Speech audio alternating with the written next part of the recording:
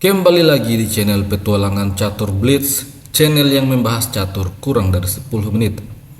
Jika ini adalah pengalaman pertama Anda di channel ini, segera tekan tombol subscribe agar Anda tidak ketinggalan video terbaru selanjutnya. Hari ini kita akan membahas game Daniel Dubow melawan Ding Liren yang terjadi pada tahun 2020. Di game ini, Daniel Dubow menang dengan sangat singkat, hanya 21 langkah. Permainan awalnya dimulai dengan C4, pembukaan Inggris. Setelah itu kuda F6, lalu G3, Anglo-Indian Defense. Dubow mendorong C6, setelah itu gajah fianchetto, kemudian D5, langsung menantang pion C. Ding Liren mengeluarkan kuda F3 terlebih dahulu, kemudian pion makan pion. Setelah itu Ding Liren rokade untuk mengamankan raja. Daniel Dubow kemudian mengeluarkan kuda B ke petak D7 dan dibalas dengan kuda A3 mengancam pion. Daniel Dubow menjaga pion dengan kuda B6. Selanjutnya menteri C2, tambahan tekanan pada pion. Daniel Dubow masih mencoba untuk menjaga pion dengan mengeluarkan gajah E6. Akan tetapi putih kembali membalas dengan kuda E5. Tiga perwira Ding Liren mengancam pion C. Satu-satunya cara untuk menjaga pion adalah dengan menteri D4, namun ini akan dibalas dengan kuda makan pion, mengorbankan kuda untuk menyerang menteri. Jika pion makan kuda, maka gajah makan pion, skak. Setelah raja menghindar ke petak D8, maka kuda B5 kembali mengancam menteri. Menteri bisa mencoba mundur ke petak C5, menyerang kuda dan juga gajah, namun gajah makan benteng. Hitam punya dua pilihan, mengambil kuda atau mengambil gajah.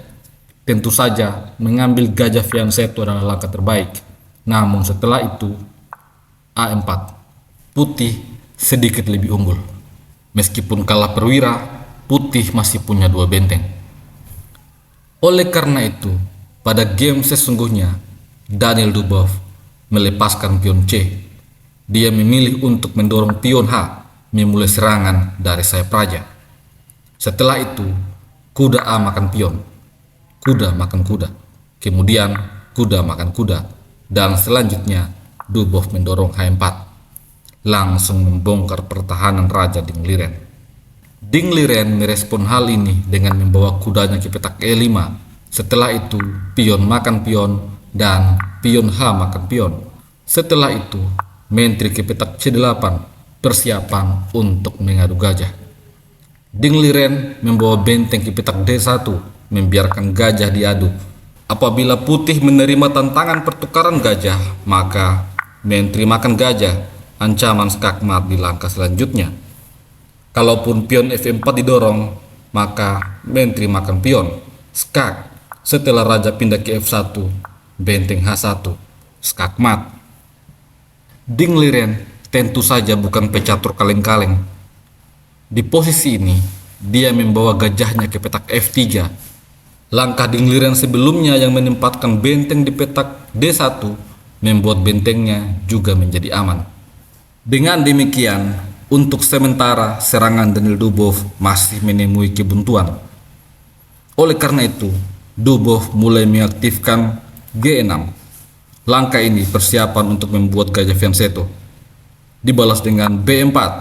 Ding Liren juga akan menciptakan gajah fianchetto. Gajah G7 menyerang kuda dan juga benteng. Setelah itu, gajah B2 mematahkan serangan dari gajah gelap hitam. Di posisi ini, Daniel Dubow sudah tidak butuh untuk rokade. Bentengnya menguasai lajur H. Oleh karena itu, raja cukup digeser ke petak F1. Setelah itu, A4, Ding Liren memulai inisiatif serangan melalui sayap menteri. Selanjutnya, Daniel Dubow menarik mundur kuda ke petak H7, membuka serangan pada kuda dan juga sebuah manuver untuk menempatkan kuda di petak G5. Ding Liren asik menyerang dengan B5. Setelah itu, kuda G5 menyerang gajah. Di posisi ini, Ding Liren begitu asyik untuk menyerang. Dia kemudian memilih untuk memakan pion. Langkah ini adalah blunder yang membuat Dubov langsung unggul begitu besar. Daniel Dubov menemukan langkah terbaik. Gajah makan kuda. Tentu saja, Ding Liren tidak ingin kehilangan perwira. Dia juga mengambil gajah. Namun, ini juga adalah blunder yang sangat fatal. Dengan langkah ini, Ding Liren akan terkena skakmat dalam 7 langkah. Daniel Dubov berhasil menemukan langkah terbaik. Kuda makan gajah, skak. Tentu saja, jika raja lari ke petak H1, maka gajah F1, skak. Setelah gajah makan benteng, menteri H3, skakmat pun terjadi. Oleh karena itu, pion harus makan kuda. Di posisi inilah, Daniel Dubov memainkan langkah yang sangat brilian. Gajah G2. Sampai di sini, Ding Liren menyadari bahwa potensi skakmat telah terjadi. Dia kemudian menyerah. Apabila game dilanjutkan, misalnya gajah makan benteng, maka menteri H3, ancaman skakmat di langkah selanjutnya. Gajah bisa ke petak G7 skak, tetapi raja makan gajah. Setelah menteri C3 skak F6, menteri makan pion, pion makan menteri, dan ancaman skakmat tidak bisa lagi ditunda. Jika di posisi ini raja makan gajah, maka menteri H3 skak.